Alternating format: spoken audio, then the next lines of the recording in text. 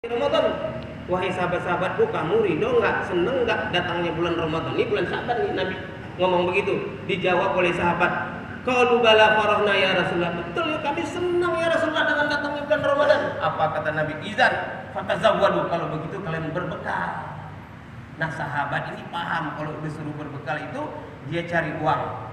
Entah mocok-mocok, entah apa dapat uang untuk bekal 1 bulan penuh bulan Ramadan. Makanya kalau kita perhatikan hadis-hadis Nabi, tidak ada sahabat Nabi yang di bulan puasa itu kerja, nggak ada.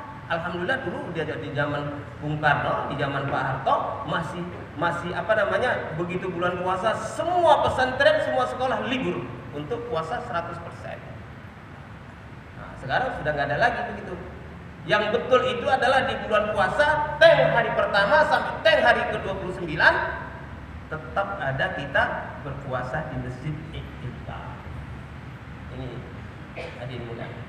Jadi hadis itu tidak bisa dipergunakan seperti menyalahgunakan.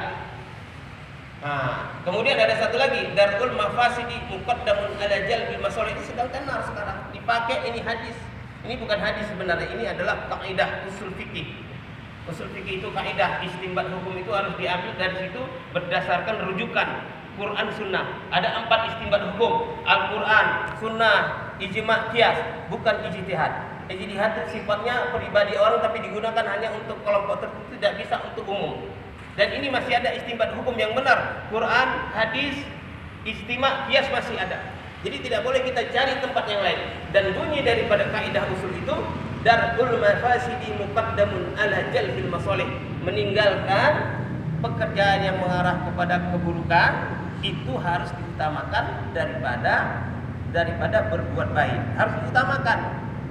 Nah, ini digunakan mereka untuk virus corona. Ini tidak tepat karena asbabul wurud daripada hadis itu adalah taun, penyakit taun. Ada satu sahabat penyakit taun. Kalau kita di sini apa? Ayan ya. Ada 2 macam ayan, air, ayan api. Nah, seseorang itu kalau dia terlalu lama melihat air atau api, maka dia bisa kambuh taunnya, ayannya. Kalau dia kambuh, dia bisa gentayangan begitu, dia jatuh bisa mati. Dan Nabi bilang dia huwa minasyuhada, dia dari orang yang mati syahid. Nah, itu tidak bisa disamakan dengan virus corona.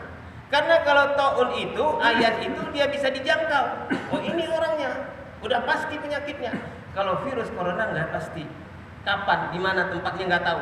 Makanya kita sifatnya ini barangkali meraba-raba.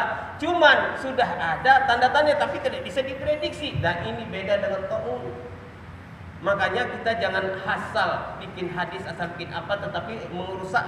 Orang ini senang sekarang kalau orang Islami berpisah-pisah keluar masjid, bukannya assalamualaikum, bukan Allahumma antas salam. Harusnya kan begitu kan? Ini enggak, Allahumma lantas jalan, terus enggak lihat kiri kanan lagi, takut.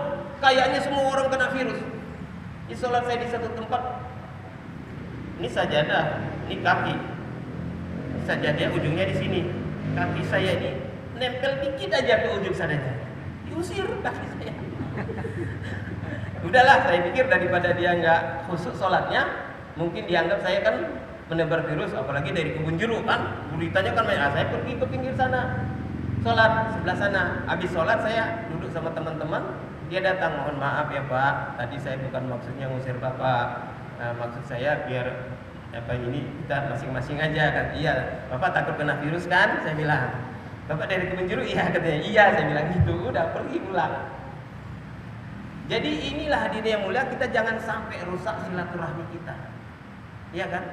Tapi kemarin alhamdulillah ada pedagang kelapa muda di Pondok Gede. Ibu-ibu, dia polos banget itu. Kami bertiga sama teman-teman. Waktu itu pas kira-kira 2 hari lagi mau puasa. 2 hari lagi mau puasa. Jadi gimana Bu? Ini suami ibu mana? Suami di rumah kan lockdown katanya. Lah ibu kok dagang? Lah ya habis Pak, saya kalau nggak dagang gimana kami mau ini makan kami apa semua. Lah bagaimana ibu sama suami istri? Saya bilang. Lah saya sih biasa aja Pak, nggak ada masalah katanya. Nggak physical distance saya bilang. Enggak, saya pakai ini aja, pakai masker, udah saya ngangkang aja katanya begitu. Coba saking polosnya. Nah, jadi tidak ada masalah kepada kita urusan-urusan yang seperti itu, hadirin. Dua ya, apalagi satu lagi. Nah, satu lagi masalah pahala. Bagaimanapun kita di bulan puasa ini, hadirin harus yakin ini adalah bulan keberkahan. Sahabat Nabi bilang, ya Rasulullah, doalah kepada Allah biar dijadikan semua bulan ini Ramadan aja. Kenapa? Ya biar kami puasa aja. Sanggup puasa tiap hari. Berarti lah 12 bulan puasa terus. Kenapa? Tahu nikmatnya Ramadan. Makanya kita awwaluhu rahmah wa awsatuhu maghfirah wa akhiruhu itqum minan nar. Ada yang nanya kepada Ustaz, kan boleh Ustaz puasanya cuman ini aja pas ngambil Lailatul Qadarnya doang katanya. Lah itu namanya berpolitik puasanya. Jadi puasa hari pertama, puasa hari 15, puasa hari terakhir 3 hari aja puasanya, itu politik. Nah, itu politik dagang. Kalau Bapak pergi ke Blok M, ya kan? Itu di situ ada warteg Al-Barkah. Wartegnya Al-Barkah siang hari buka. Bulan puasa yang makan Abdullah, yang dagang Abdurrahman. Nah, ini ada Abdullah nih, tapi bukan Abdullah ini. Nah, dan itu perwakilan warteg aja, di semua tempat ada juga seperti itu. Jadi hadirin yang mulia, walaupun bagaimana kalau kita memang tidak ada keimanan kita, tidak akan sampai. Makanya yang dipanggil diundang di situ, ya ayyuhalladzina amanu, wahai orang-orang yang beriman, kutiba alaikumusiyam, ya, telah ditetapkan atas kamu untuk berpuasa. Di akhir ayat itu la'allakum tattaqun, ya kan? Jadi orang beriman dipanggil supaya menjadi orang takwa. Kalau dia nggak ada beriman, nggak mungkin dia puasa. Jadi kalau kita lihat saudara-saudara kita namanya Muhammad, Muslim, Abdurrahman, Abdul Wahid, tapi nggak puasa, berarti Islam only on the tongue. Ya, Islamnya baru di mulut saja. Padahal Islam itu 3: takrirul bil lisan, tasdiqu bil qalbi, wal a'malu bil jawarih. Ditaklirkan bagi lisan, diucapkan la ilaha illallah, dibenarkan dengan hati dan diamalkan dengan anggota tubuh. Nah, begitu kira-kira. Nah, berita terakhir. Saya tadi malam telepon Pak Jenderal Arif Rahman. Beliau itu adalah Duta Besar Republik Indonesia di Afghanistan, tepatnya di ibu kota Kabul sekarang. Dulu dia pernah Duta Besar di Islamabad di Pakistan. Saya minta tolong sama beliau, Pak Jenderal, tolong telepon Duta Besar kita di India, supaya Duta Besar kita itu menyampaikan kepada teman-teman kita yang sedang di jalan Allah. Teman-teman kita di sana banyak di jalan Allah di India. Dan pusat dakwah tabligh pusat dakwah tabligh yang dituju itu adalah di India, di New Delhi. Namanya Nizamuddin, sekarang lagi tren. Sekarang apa-apa beritanya Nizamuddin. Saya orang yang bersangkut paut dengan itu, yang banyak hubungan dan baru pulang dari sana, dan pernah beberapa kali bertemu langsung dengan cucunya Abu Bakar Siddiq yang ke-36, yaitu Maulana Sa'ad Damat Barakatuhu. Nah, dan saya berikan 2 buku saya hadiah pada dia. Pertama adalah bukunya Kiai Zuran yang di Temurung. Kedua bukunya Kiai Haji Ahmad Yusuf AR yang di Padepokan Tokol. 2 buku itu saya serahkan pada dia, dan dia serahkan gantinya buku Muntakhab Ahadits kepada saya. Jadi akrab. Nah, waktu itu dia bilang di dalam bayang hidayahnya, nah kemarin divideokan dia sedang mendonorkan darahnya karena menurut dia mimpi berjumpa dengan kakeknya Abu Bakar Siddiq, supaya dia mendonorkan darahnya kepada orang-orang yang sudah positif terkena corona. Alhamdulillah di salah satu rumah sakit dia diambil darahnya, kita lihat ada videonya, dan darah itu diperebutkan oleh orang-orang yang sedang sakit. Alhamdulillah begitu disampaikan ke rumah sakit di India, disuntikkan kepada orang yang positif, langsung negatif, sembuh. Nah sekarang terbalik, Nizamuddin yang penyebar virus, tadinya diisukan penyebar virus, sekarang Nizamuddin is penyelamat kemanusiaan. Jadi berbalik, Allah bikin seperti itu. Kenapa begitu? Nah, ini amalan kita. Ini saya ajak tuan-tuan, saudara-saudara sekalian. Kenapa orang itu bisa sembuh seperti itu? Kata Maulana Sa'ad, dia bilang, Kalau kita sedang berwudu, kita insikok, masukkan air ke hidung, disedot sampai ke sini perih, berasa perih. Terus disemprotkan 3 kali ke kiri, disemprotkan, dan itu setannya itu kabur dari situ karena setan duduk di sini. Kata Maulana Sa'ad, setan itu musuh kita. Tetapi kalau virus bukan musuh kita. Virus itu adalah ujian untuk kita, ya kan? Tapi jangan dekati, tapi ujian. Bisa membuat iman kita naik, bisa membuat iman kita anjlok.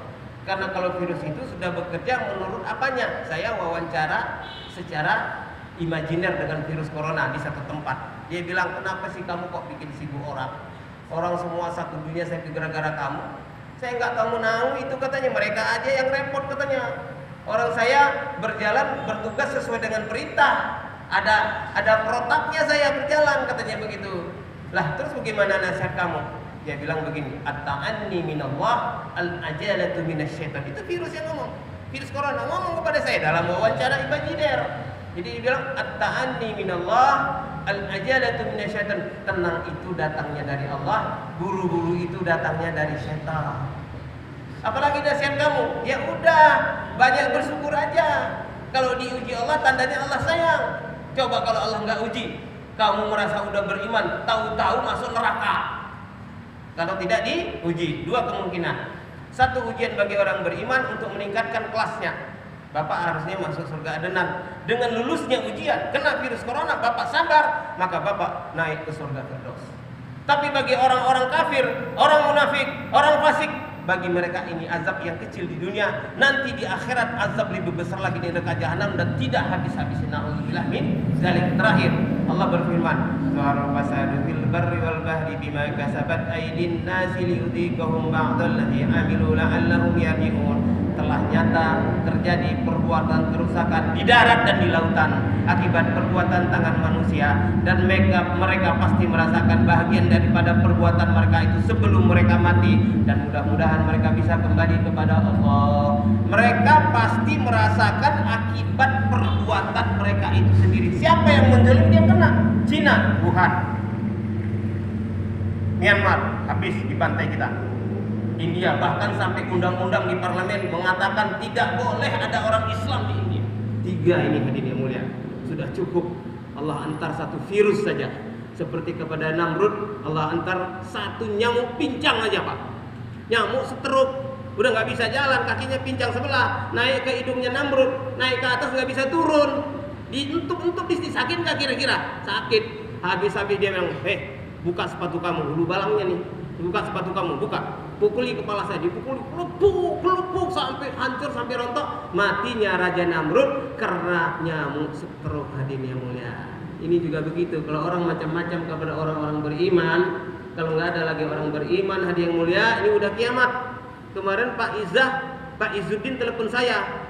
Dia itu ketua DKM di Patra Jasa. Saya sering khotib di sana. Dia bilang, gimana nih Ustaz? Gimana? Di depannya rumah Hamzahas, tapi nggak ada sholat Jumat. Hamzah wakil presiden. Saya bilang, gimana? Ada nggak di situ? Siapa yang diblokir sama Kapolres? Panggil Kapolresnya, kasih tahu, Bapak Islam nggak? Islam, ikut sholat Jumat dong. Nah, baru dia mau. Terus gimana? Pak Ustadz, di Jakarta hanya 7 masjid yang sholat Jumat. 7 masjid dari 24.800 masjid. Saya punya hitungannya, Pak. 24.800 masjid di Jakarta, cuma 7 masjid yang sholat Jumat. Saya bilang, alhamdulillah wa syukurillah masih ada 7. Kalau udah nggak ada yang 7 itu, azab Allah akan turun di Jakarta. Jadi maka jangan sampai kita tertipu muslihat dengan fatwa-fatwa menyesatkan. Insyaallah ya, insyaallah ya, al-munawwarah ya.